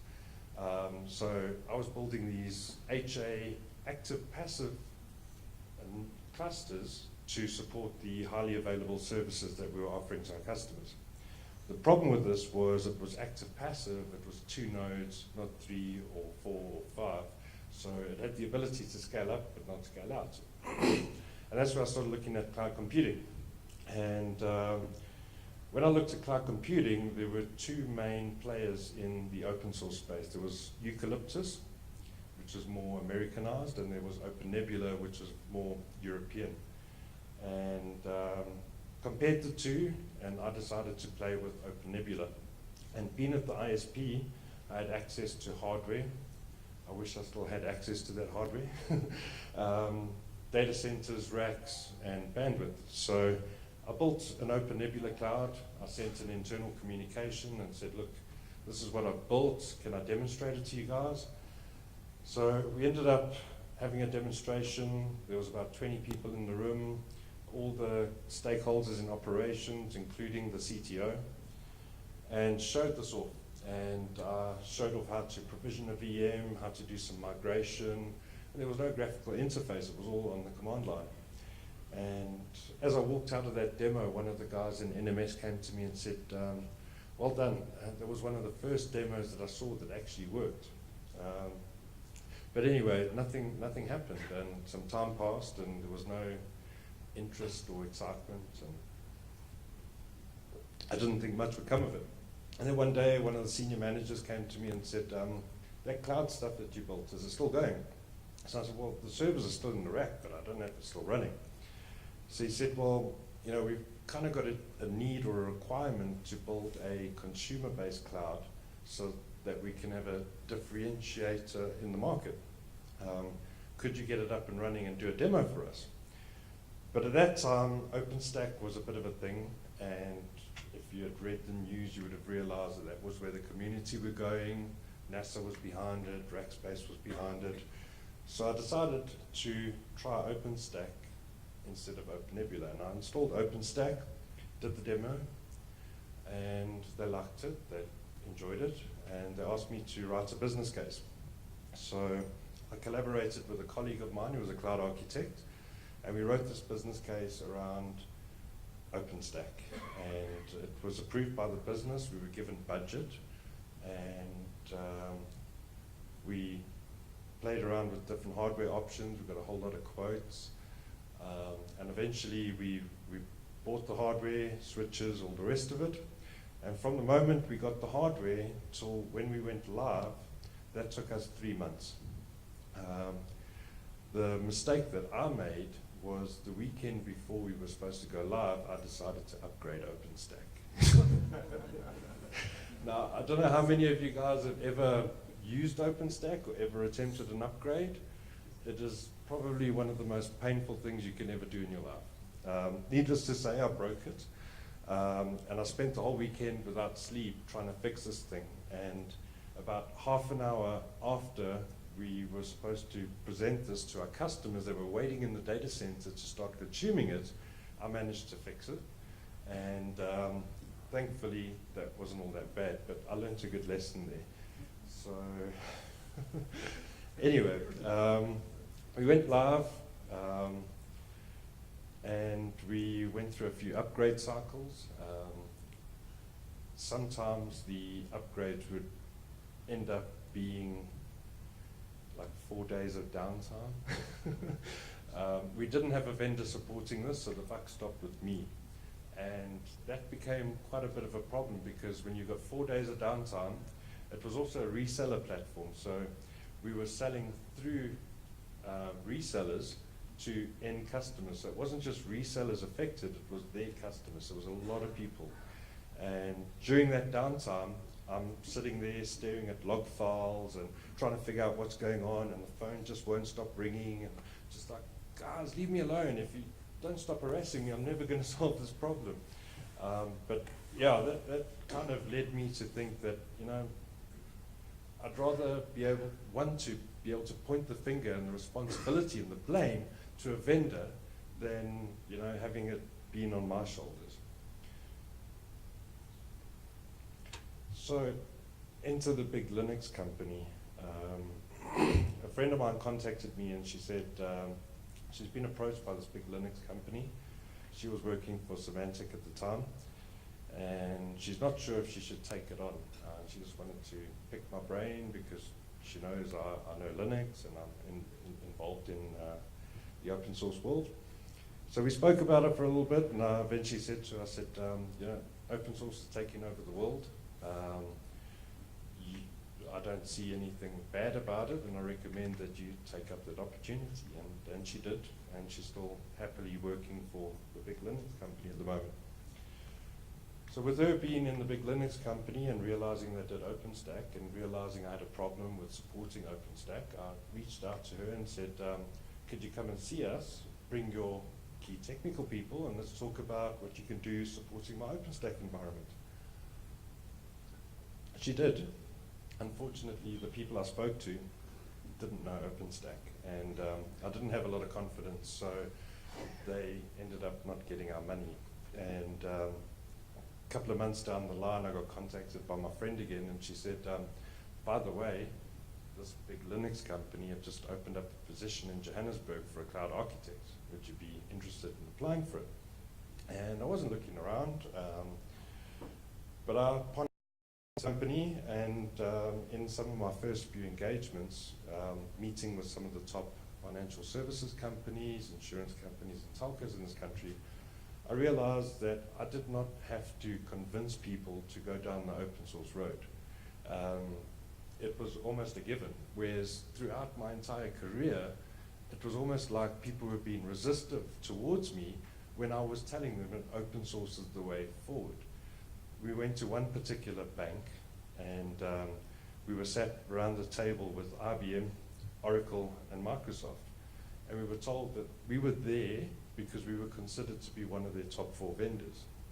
That was quite a nice feeling. Then we went to another bank, and their head of enterprise architecture said to us that in their organization, open source is a first-class citizen. They will have to pick open source over any other proprietary solution, and if there is not an open source solution, then they can choose proprietary. But open source comes first. So some of the highlights in my career, obviously the free beer sessions. I've attended quite a few as an attendee, and thank you. This is my second time up on stage, and I hope I'm doing a lot better than I did the first time, because that was, in my mind, quite crap. Then the Dell Tech Summit. This was the first time I ever visited Germany. Dell selected the technical people in some of their key customers in EMEA, and we got to get together in Frankfurt, socialize together, get to see the Dell roadmap and some of the cool tech, played around in the labs, got some training courses. Internetics, this happens every year, and I worked out, I think in 2014, I had my own stand where I was promoting containers and Docker in Johannesburg at the Sandton Convention Center and in Cape Town at CTIC. And that was way before anyone was even thinking about Docker, and that was quite interesting. Then more recently, last year, we did the Microsoft Roadshow. That was a joint event. I did the Johannesburg leg, I did the Cape Town leg, and we're doing another one now again in the next month or 2. Sales kickoff. So this is an internal thing that we do as a company. The last 2 years we've been in Tarragona in Spain, just south of Barcelona, at a resort called Port Aventura, which is very similar to Disneyland. So through the daytime we have presentations and talks and training sessions. At night we socialize, we go for dinners and parties, and sometimes we get to ride on roller coasters, so really enjoy that. The TM Forum event, this was quite interesting. TM Forum is a telco non-profit organization that boasts about 850 members. These members are responsible for about $2 trillion in revenue, and they satisfy about 5 billion people in terms of customers. So it's quite a big thing. I was invited to build an OpenStack platform which provided the functionality for a demonstration which involved software-defined networking to have 2 service providers share bandwidth in the event of maybe a disaster or a big sporting event. And the 2 big telco providers, one was NTT and the other was British Telecoms. The other companies that we worked with were Ericsson and HP, Trioco, And we even had the University of Adelaide in Australia involved in that project. So we spanned across 5 continents. My job and my responsibility was to build the OpenStack layer. We presented in Singapore, we presented in Dallas, and the grand finale in May was in Nice in France. And that was quite a lot of good experience for me. One of the highlights has been being able to visit DEF CON and Black Hat. And I'm sure some of you have heard about these conferences, but honestly, these were the highlight of my career, and that's why I'm dressed up like I am right now. Black Hat is the premium event, security event in the annual calendar. It's hosted in Las Vegas. DEF CON, when I went there, that was the 20th DEF CON that they ever had. And we're talking tens of thousands of people. They're now up to the 25th event that's just happened recently.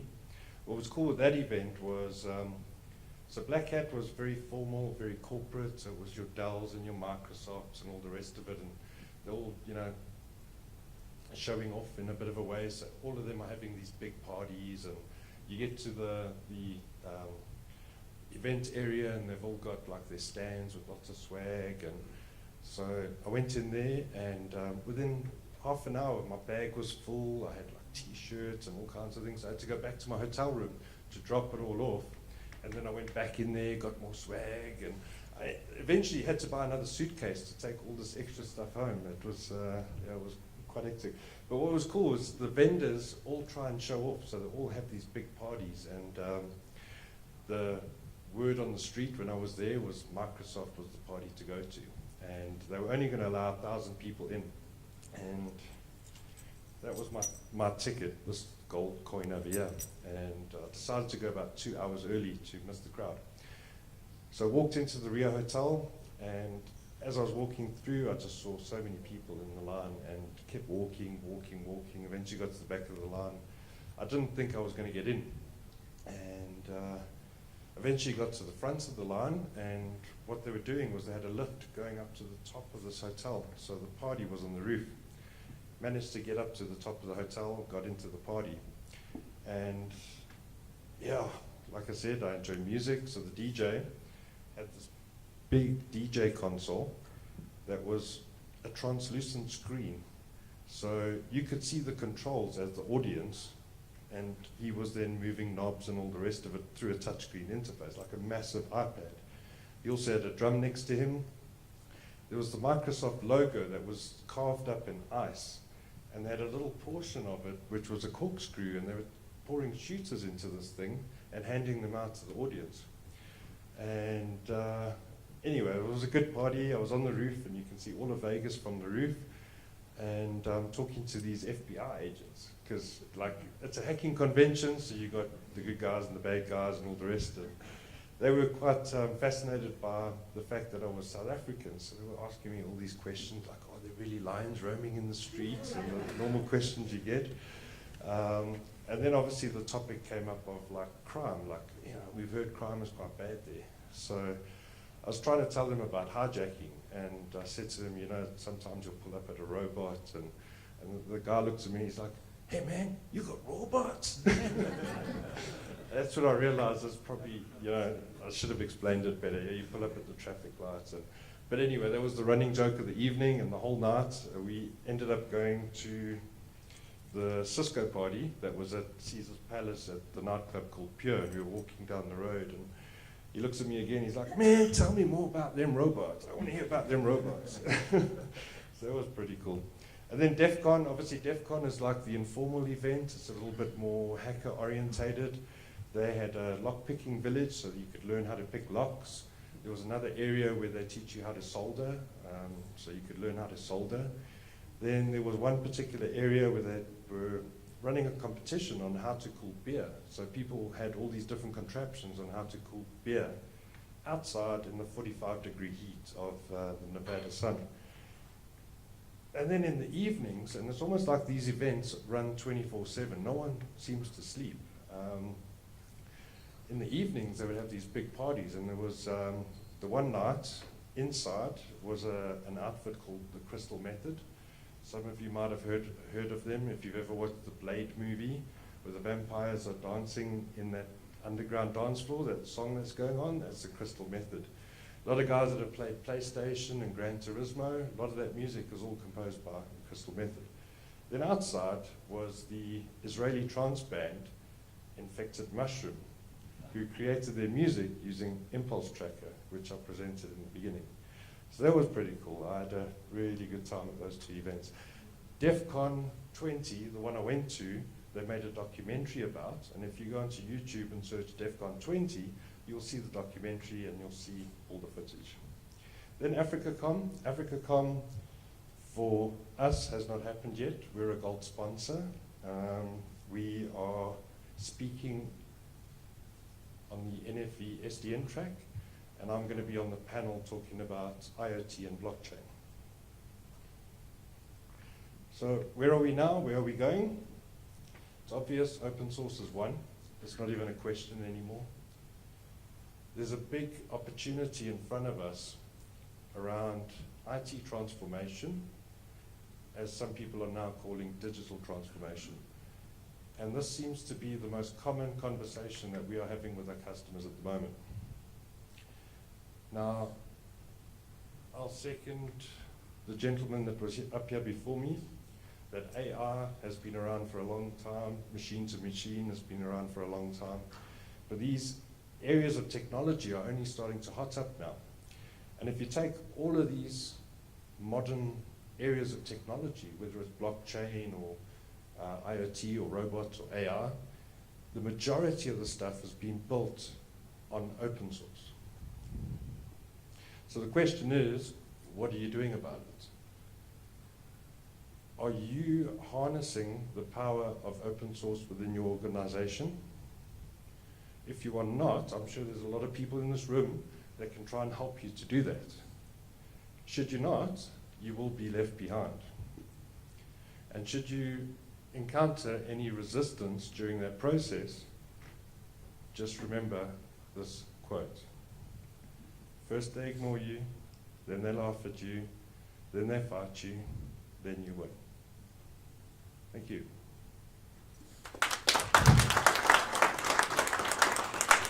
And if you guys are still wondering what happened to the music, these are my current toys at the moment. Thank you. Thank you, Gavin. Any questions for Gavin?